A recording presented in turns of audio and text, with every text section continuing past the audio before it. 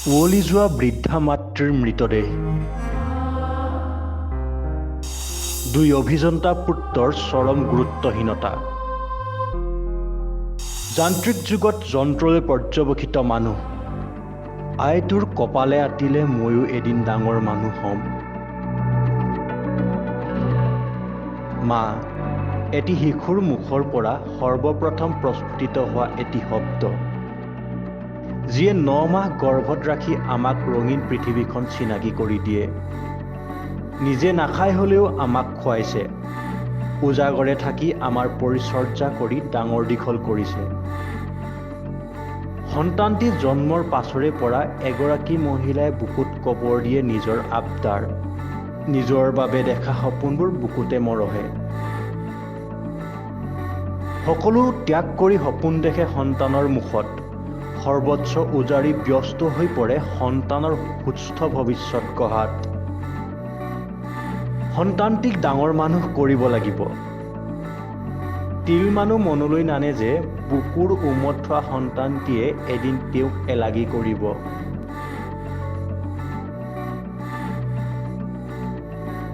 সময়ৰ সোঁতত আমিবোৰ আধুনিকতাৰ বেশে সজাইছোঁ নিজক।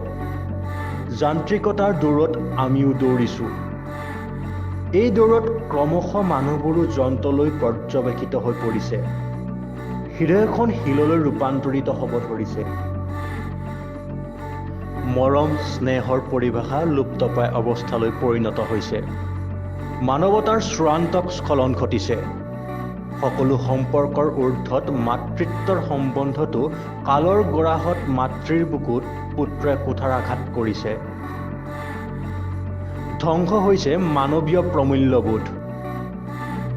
উচ্চ শিক্ষাৰ ডিগ্ৰীবোৰ ঠিকেই লোৱা হৈছে, কিন্তু শিক্ষাৰ নামত শূন্য। এনেবোৰ চাৰ্টিফিকেটৰ প্ৰয়োজন নাই, যিয়ে নেকি সমাজত বৃদ্ধাশ্ৰমৰ সৃষ্টিত অৰিহণা যোগায়।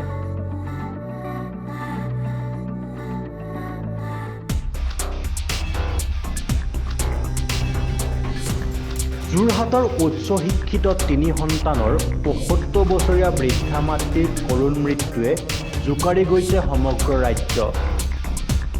বৃদ্ধাগৰাকীৰ 2 পুত্ৰ অভিযন্তা। ডাঙৰ পুত্ৰ থাকে গেংটকত আৰু সৰু পুত্ৰ কেলিফৰ্ণিয়াত। উচ্চ শিক্ষিত কন্যা একেটা ঘৰতে পৃথকে থাকে। শিক্ষাৰে দীক্ষিত 3 সন্তানৰ মাতৃৰ তিল তিলকৈ মৃত্যু। মাতৃৰ মৃত্যু কেতিয়া ঘটিল নাজানে কোনোৱে। উৱলি যোৱা মৃতদেহ উদ্ধাৰৰ পিছতে সন্দেহ। প্ৰায় 15 দিনৰ আগতে মৃত্যু ঘটিছিল ৭৫ বছৰীয়া মহিলাগৰাকীৰ। ঘৰৰ ভিতৰতে গেলি পচি গ'ল মাতৃৰ মৃতদেহ। খবৰ ল'বলৈ আহৰি নাই ব্যস্ত উচ্চ শিক্ষিত সন্তানৰ। শিক্ষিত সমাজ তথা মানৱ সমাজক চৰম লজ্জানত কৰা এই ঘটনা যোৰহাট জিলাৰ বাহনা অঞ্চলৰ ধৌৱাপুখুৰী গাঁৱৰ। সন্তানৰ অৱহেলাৰ বাবে কৰুণ মৃত্যুক সাৱটিলে অনুপমা দত্তই। এসাঁজ ভাতৰ বাবে হাহাকাৰ কৰিবলগীয়া হৈছিল মাতৃগৰাকীয়ে।